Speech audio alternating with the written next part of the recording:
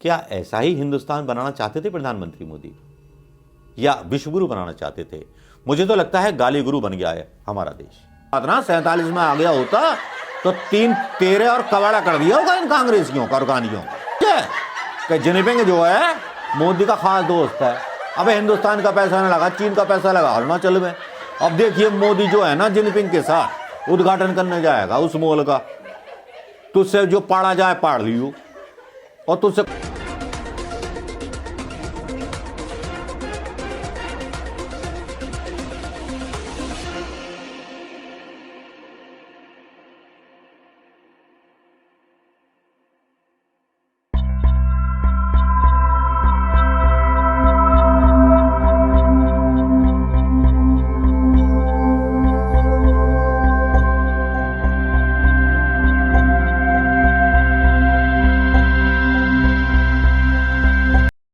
दोस्तों नमस्कार, मैं मनोज कुमार शर्मा। एक बार फिर कोशिश होगी कि आज के इस वीडियो ब्लॉग में मैं आपका थोड़ा सा मनोरंजन तो क्या, देश की असलियत सामने रख सकूं। दोस्तों आज देश में समस्याओं का अंबार है, पर निकल जाते हैं कुछ लोग अनजान बनकर। चंद रची जाती हैं साजिशें, उनका गुलाम बन के रह जाता है मुल्क। नहीं होती बात आज राजी खुशी की, अब सिर्फ गालियां सुनाई देती हैं सवालों के जवाब में। कभी सोचता हूं कि मुल्क बदल गया, फिर सोचता हूं शायद मुल्क इसलिए बदल गया कि कुछ लोग बेरोजगार हो गए और उन्हें गालियां देने का रोजगार मिल गया। बस इसी कश्मकश में रोज टूटता हूं, रोज जुड़ता हूं, इस आशा के साथ कि शायद देश को जोड़ सकूं। अपने पुराने दिनों के उस बुरे भारत को, जिसको बुरा भारत, 70 सालों का बुरा भारत बोला जाता है, मैं वहां ढूंढना चाहता हूं वो संस्कार जो आज की पीढ़ी में संस्कार नहीं। मैं ढूंढना चाहता हूं उन बीते हुए दिनों की वो यादें जहां माता पिता की इज्जत होती थी, जहां बड़े बूढ़ों की इज्जत होती थी, जहां संतान माँ बापों की इज्जत किया करती थी। आज जब माँ बापों की इज्जत नहीं है तो सवालों की तो बात छोड़ ही दीजिए, क्योंकि यह नया भारत बनना है जिसमें संस्कार नहीं है। बुरा था भारत लेकिन संस्कार थे। खबरों का सिलसिला जो आजकल तीसरे दरवाजे से चुपचाप आहटें दिमाग पर करता है, दिमाग को जगाता है, सुन पड़े इंसान को जगाता है, सवाल पूछने की शक्ति पैदा करता है, बताता है कि सवाल पूछो। अगर सवाल ना पूछे तो आने वाली पीढ़ियां कहेंगी नाना जी या दादाजी ने क्या किया। 70 साल पहले देश आजाद हुआ था, लेकिन नाना जी और दादाजी ने क्या किया। मैं बस नाना जी और दादाजी सोचकर धन दौलत के बारे में नहीं सोचता, लेकिन उस मुल्क के बारे में सोचता हूं जो हम अपने आने वाली तीसरी पीढ़ी को दे जाएंगे। उसके लिए संघर्ष तो जरूरी होगा ना, और संघर्ष करना भी होगा। संघर्ष ही जिंदगी का नाम है। हम रोजाना संघर्ष करते हैं। सांसों का संघर्ष, ऑक्सीजन का संघर्ष, सुबह से लेकर शाम तक संघर्ष, खबरों में सच्चाई का संघर्ष, झूठ का संघर्ष। ये संघर्ष हमेशा चलता रहता है। जब खबरें आती हैं ऐसी जो देश के खिलाफ होती हैं तो संज्ञा शून्य व्यक्ति की धमनियों में रक्त तेजी के साथ बहने लगता है, हृदय की धड़कनें बढ़ जाती हैं, सांसों का बहाव तेज हो जाता है।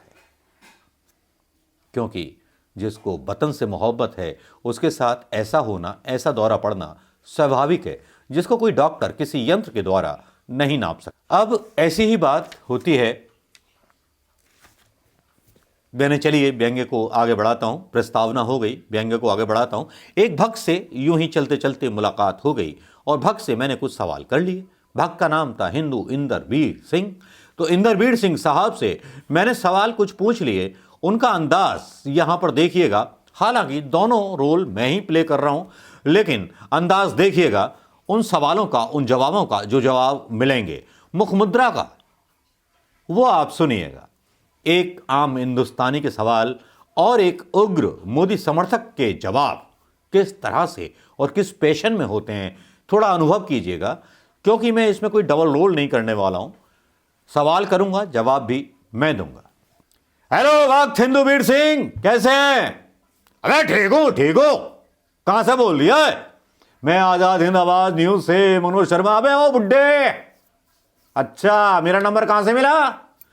अरे साहब, आपका नंबर इसलिए मिल गया क्योंकि आप मोदी जी के बहुत अच्छे समर्थक हैं। मैंने सोचा कि आपसे आज रूबरू बात की जाए, तो मैंने सोचा इससे अच्छी बात क्या होगी कि आज बहुत सारे क्वेश्चन हैं, क्या आप मेरे क्वेश्चनों का आंसर देंगे? अबे पूछ बे बुड्ढे, क्या पूछ रहे हैं?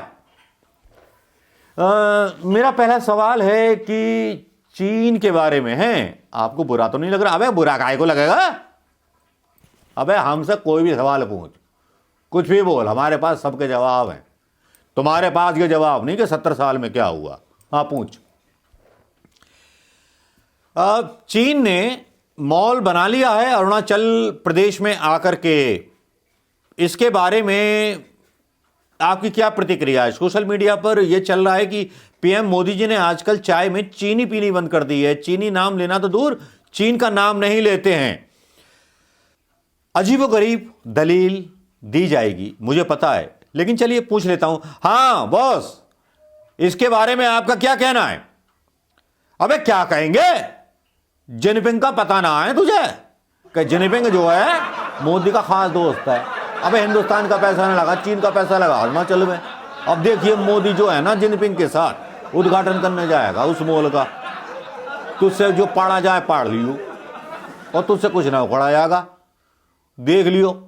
अबे मोदी के दिमाग को पहुंचना 70 साल में किसी के बस की बात ना। 47 में आ गया होता तो 3 तेरे और कबाड़ा कर दिया होगा इन कांग्रेसियों कारखानियों।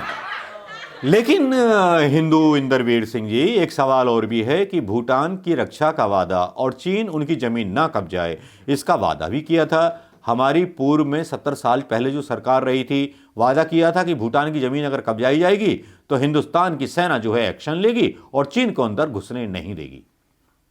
लेकिन अब भूटान की काफी सारी जमीन चीन ने दबा ली है, कब्जा कर ली है। उसके बारे में आपका क्या कहना है? मोदी जी ने एक्शन क्यों नहीं लिया जो पुरानी सरकारों ने वादा किया था? अबे पुरानी सरकारों को रो रहा है। 62 का सिलेंडर रुपए का आज 1000 में खरीद लिया हिंदुस्तानी। देख तरक्की कितनी हुई, इसलिए हुई कि मोदी बचत कर रही है। मजा इसलिए कर रही है कि अगर सेना वहां लगाते तो सेना का खर्चा कितना होता, कारतूस कितने खर्च होते। अजीब लल्लू राम पत्रकार हो बे। अबे तुम बिके हुए हो क्या? कांग्रेस ने भेजे हो क्या सवाल करने के लिए? अबे सीधा सा फंडा है, दूसरे देश के चक्कर में हम अपनी सेना क्यों भेजें? अबे मोदी जैसा दिमाग होना चाहिए। मोदी जो है वो ग्रेट है, समझा कर। चलिए मैं आपकी बात भी मान गया। भूटान के बारे में वैसे सवाल ये उठ रहे हैं कि भूटान की रक्षा करनी चाहिए थी, अंतर्राष्ट्रीय पॉलिसी थी भारत की, लेकिन भारत अब उन सारी पॉलिसियों से पीछे हट गया है, पड़ोसियों के साथ संबंध खराब हो गए।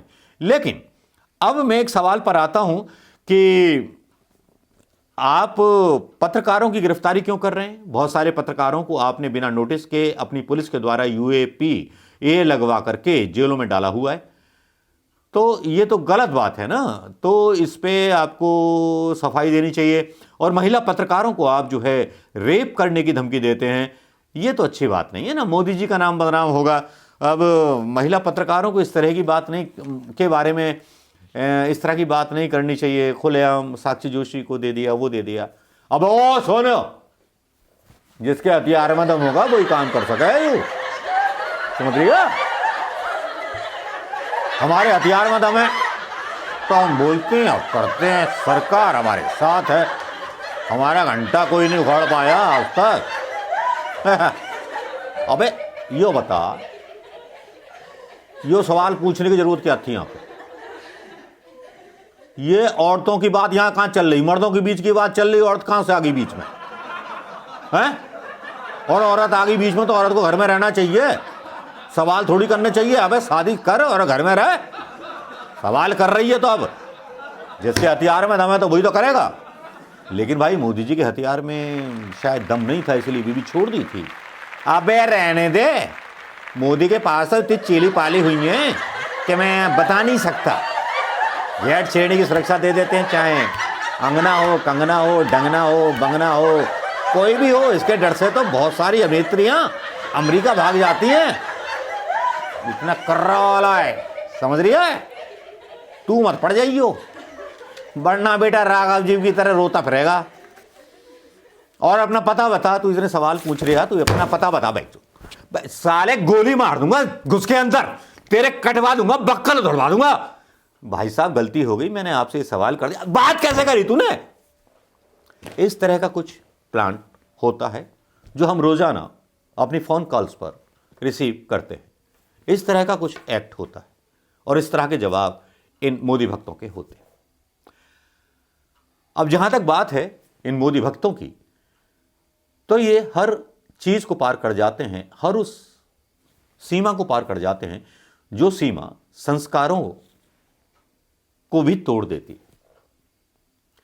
अब बताइए दोस्तों कि इस तरह के भक्त जिनको नॉलेज नहीं है, जिनको बेरोजगारी और रोजगार के बारे में नहीं पता, उनकी आने वाली पीढ़ियां आखिर कुछ पैसे लेकर के ट्वीट करेंगी या रात को फोन कॉल करके या ट्वीट करके या फेसबुक पर पत्रकारों को धमकी देंगी?